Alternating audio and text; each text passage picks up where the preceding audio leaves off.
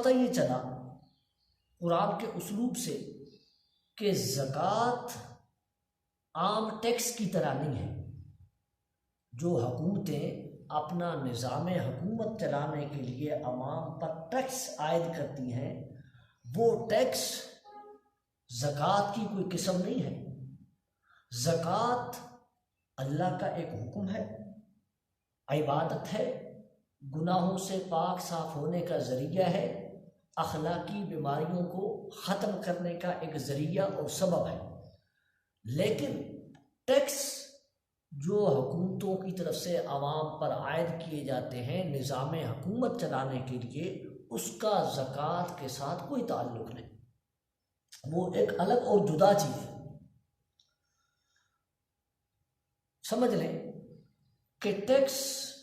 جو عوام پر حکومت کی جانب سے عائد کیے جاتے ہیں،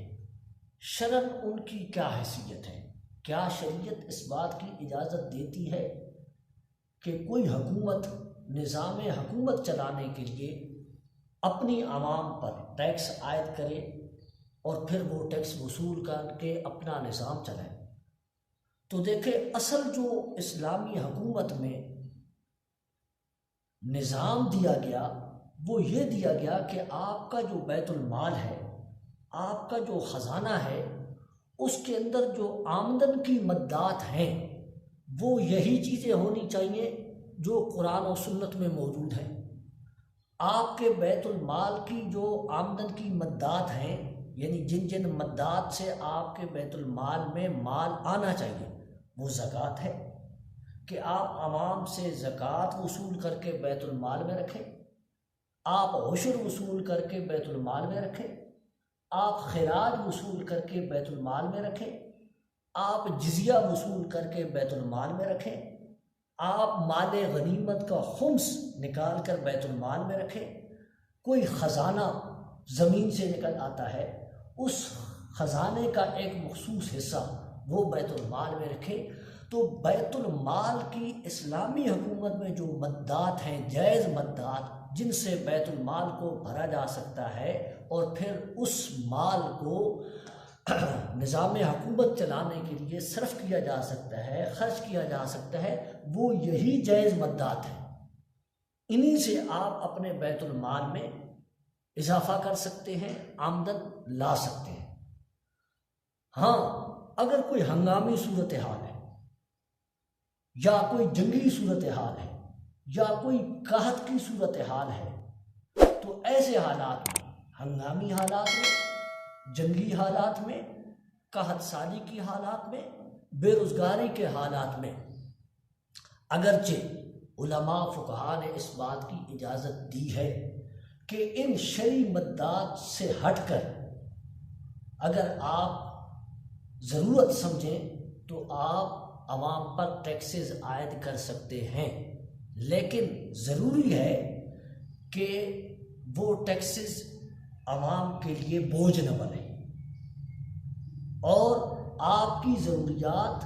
جائز مدات سے پوری نہ ہو رہی ہو۔ زکوٰۃ، صدقات، عشر، جزیہ، ٹیکس، ان مدات سے آپ کی جو ضروریات ہیں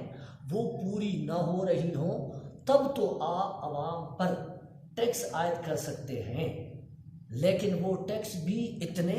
کہ جو عوام کے لیے بوجھ نہ بنے، عوام کے لیے وبال نہ بنے۔ لیکن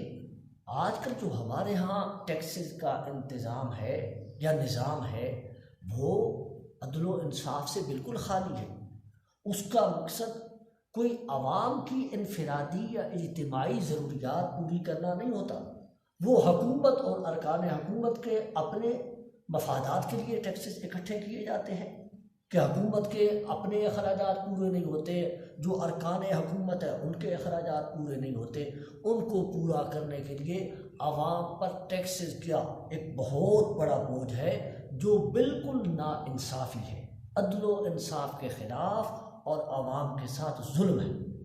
شرعی طور پر اس کی اجازت صرف مخصوص حالات میں فقہا نے دی۔ اسی وجہ سے آپ دیکھیں تو قرآن و سنت میں جو جائز مدات تھیں ان کا باقاعدہ ایک نصاب بھی ذکر کیا اور باقاعدہ ان کا ایک مصرف بھی ذکر کیا